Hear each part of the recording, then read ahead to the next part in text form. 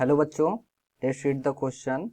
Explain why cations are smaller and anions larger in radii than their parent atom।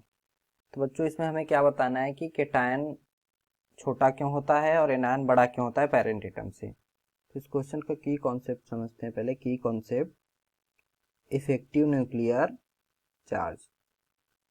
Effective nuclear charge और effective nuclear charge क्या होता है? The charge through which nucleus attract the electron. तो electron को जिस charge से nucleus attract करता है उसको क्या बोलते हैं? Effective nuclear charge. तो केटायन क्या होता है? केटायन क्या करता है? लॉस इलेक्ट्रॉन करता है। Cation loss electron. Cation electron का लॉस कर देता है तो उसके पास क्या होता है कि पेरेंट एटम से क्या होता है, इलेक्ट्रॉन की संख्या पेरेंट एटम से क्या होती है, कम होती है। तो यहाँ पे पेरेंट एटम से इलेक्ट्रॉन घट गया, जबकि प्रोटॉन का नंबर क्या हो गया? Proton number same as parent atom. Proton number same as parent atom. तो क्या हुआ, यहाँ पे इलेक्ट्रॉन कम हो गए, प्रोटॉन की संख्या सेम है। तो क्या होगा कि जो हमारा न्यूक्लियस इलेक्ट्रॉन को अट्रैक्ट करेगा और टाइटली अट्रैक्ट करेगा, क्योंकि इलेक्ट्रॉन घट गया है। तो इफेक्टिव न्यूक्लियर चार्ज यहाँ पे क्या होगा? Effective nuclear charge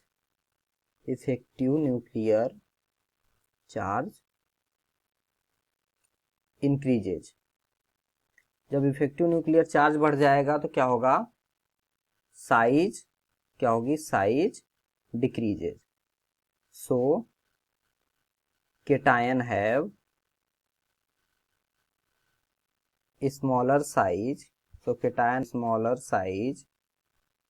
size than parent atom,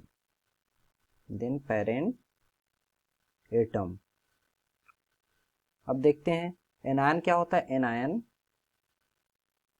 gains electron. Anion क्या करता है? इलेक्ट्रॉन को गेन करता है। और यहां भी क्या होगा? प्रोटॉन नंबर क्या होगा? Proton number same as parent atom. Proton number same as parent atom. क्या होगा? एनायन क्या होगा? प्रोटॉन नंबर सेम होगा पेरेंट एटम से। और जो एनायन के पास जो इलेक्ट्रॉन होगा, anions have more electron than parent atom, more electron than parent atom. तो यहाँ पे क्या होगा? इलेक्ट्रॉन रिपल्सन क्या हो जाएगा? इलेक्ट्रॉन रिपल्सन क्या हो जाएगा? इंक्रीज हो जाएगा, जिसकी वजह से क्या होगा? इंक्रीजेज, जिसकी वजह से इफेक्टिव न्यूक्लियर चार्ज घट जाएगा। Effective nuclear charge decreases. और इफेक्टिव न्यूक्लियर चार्ज घट गया तो क्या होगा? Size increases. That's why anions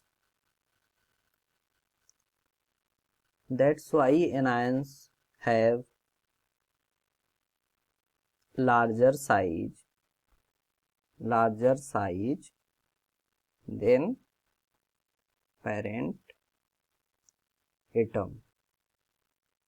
तो क्या होता है बच्चों कि जो केटायन होता है उसका साइज छोटा होता है, क्योंकि यहाँ पे जो इफेक्टिव न्यूक्लियर चार्ज होता है यहाँ पे बढ़ जाता है, जबकि एनायन की साइज क्या होती है? पेरेंट एटम से ज़्यादा होती है, क्योंकि यहाँ पे जो इफेक्टिव न्यूक्लियर चार्ज होता है वो बढ़ जाता है। होप बच्चों आपको कॉन्सेप्ट समझ में आया होगा। Thank you and all the very best.